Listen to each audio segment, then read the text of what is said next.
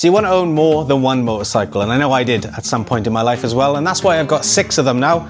I've got a Husqvarna enduro bike, I've got 2 Yamaha R6s, Italian Exotica, some classic German engineering in the form of an 1150 GS out the front, and then a Tenere 700, which is the most recent bike that I bought. And that sounds pretty cool, doesn't it? And I'd say it is, right up until you realise you haven't ridden any of them for about 3 months, and then you can't remember the time before that you rode them. And on top of that, the garage smells like damp regret, and the only thing getting a workout is a trickle charger. So let me talk to you today about the pros and cons of owning more than one motorcycle. So over the years, I've ended up with 6 motorcycles, each one different, each one filling a particular space in my motorcycle riding journey. There's the Husqvarna TE300i, my go-to for technical trails, tight turns, and soaking wet weekends in the woods. It's raw, noisy, and completely unforgiving, which is exactly why I love it. Then there's a Ducati Panigale, which looks absolutely incredible. Now, it's not built for comfort, but it makes up for it in drama, sound, and soul. The 1999 Yamaha R6 was my first proper sports bike. It's full of character, and while it's a bit tired these days, it is high on my list for a partial rebuild. It's really nostalgic to me, and I don't think I could ever get rid of this bike. Next up is the 2009 Yamaha R6. This thing is more refined and absolutely razor sharp. It absolutely screams, and this was pretty much the last real dream bike that I wanted. My BMW R1150 GS is the long distance mule. It's heavy, lumpy, built like a Bavarian tank, but it's got charm, and I absolutely adore this bike. We've been through a lot together. Finally, the Yamaha Tenere 700 Rally Edition.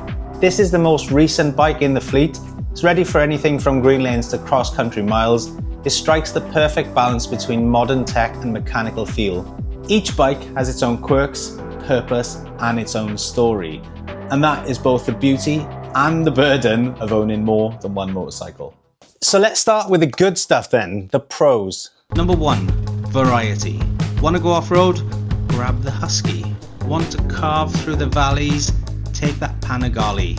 Need your tour in comfort? GS or Tenere, take your pick. No matter the mood, I've got the perfect tool. It's also great for the collection, because when you look at the 99 R6, that thing is now a nostalgia bomb, whereas the Panigale, that thing is art.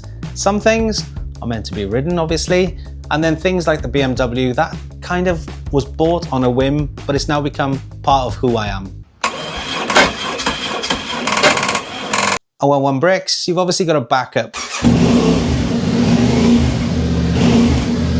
Now let's talk about reality. Owning 6 bikes is not like Pokemon, you don't have to catch them all, but if you want to, get ready for things like this. Maintenance, which is a never-ending story. Oil changes, chain tension, tire pressure, and battery charging are all part of the parcel when you own a motorcycle, but when you've got 6, it's like spinning plates while looking for that 10mm socket that you've lost again. Then comes the guilt, because you haven't really ridden your bikes for a long time, and then when you look at the other bikes, you realise it's been years since I've ridden those, so now you're a caretaker, you're not a bike rider anymore. You're maintaining memories more than you're making new ones. Lastly, storage. Now I'm quite lucky that I've got enough room to host 6 motorcycles and all these mountain bikes behind me, but when it comes to doing any kind of maintenance, I've got to play a motorcycle themed game of Tetris, trying to get them all in and out without knocking into each other, and that is harder than you realise.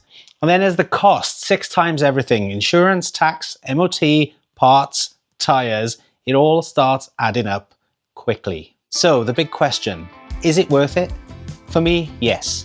These bikes, they're more than machines, they're projects, memories, and future stories waiting to be told. But you do need to be honest with yourself.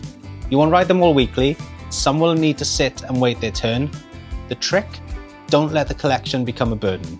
Ride your ride, whether that's all 6 or just the one that makes your heart beat that little bit faster than the others. You know, you'll have some that when you open the garage door, you'll be pleased to see them.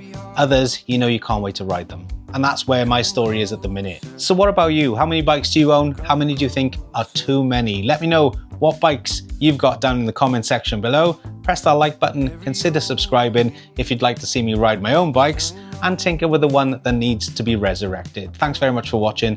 I'll see you with another video soon.